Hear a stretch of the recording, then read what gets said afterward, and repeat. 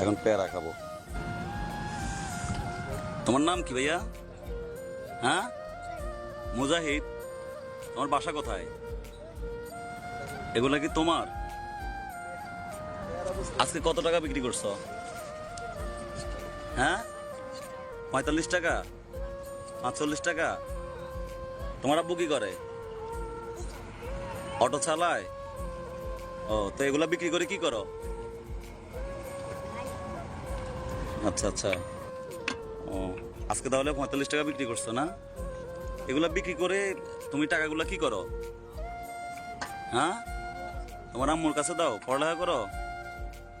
কোন ক্লাসে পড়ো? 3-তে? মাশাল্লাহ মাশাল্লাহ। বাচ্চা মানুষ পড়ালেখা করে, আবার পেয়ারা বিক্রি করে আম্মুর কাছে টাকাগুলা দেয়। মাশাল্লাহ, অনেক ভালো লাগলো।